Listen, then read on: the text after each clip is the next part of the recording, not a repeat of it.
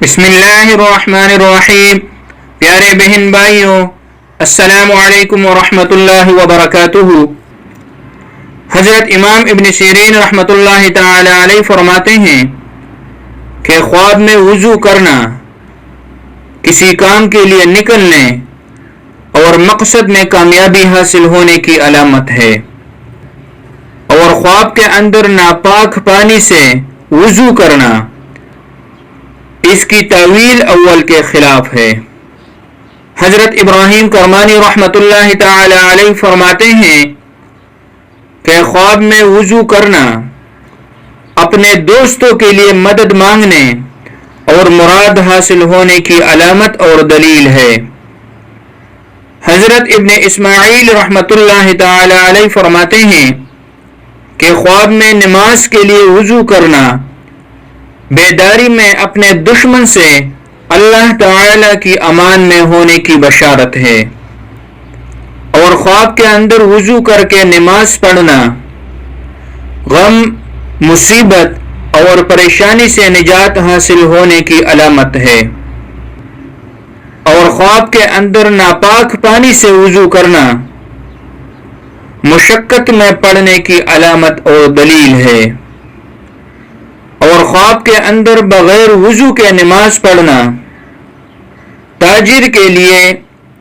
بغیر سرمایہ کے تجارت کرنے اور مزدور کے لیے ٹھکانہ نہ ملنے کی علامت ہے، اور خواب کے اندر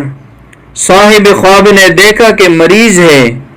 اور کھڑا نہیں ہو سکا، جس کی وجہ سے اپنے بستر پر وضو کیا، تو دلیل ہے کہ اپنے بیوی اور یا دوست سے جدائی اختیار کرے گا، اور خواب کے اندر بازار اور یا حمام میں وضو کرنا نقصان میں پڑنے کی علامت ہے، پریشان کن خواب ہے، چاہیے کہ صدقہ کرے، اور خواب کے اندر دریا یا سمندر کے کنارے وضو کرنا غم کے دور ہونے کی علامت ہے، اور خواب کے اندر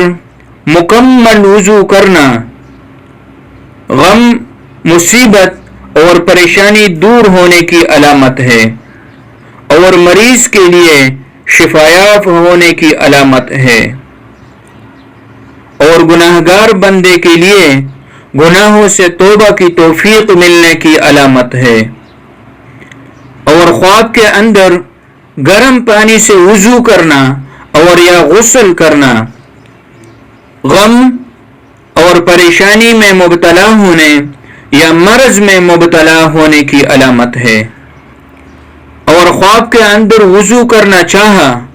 مگر نہیں کر سکا تو معاملات کے مشکل ہونے کی علامت ہے،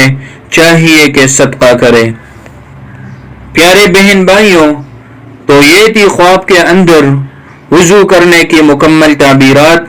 امید ہے آج کی اس ویڈیو سے آپ کو فائدہ حاصل ہوا ہوگا۔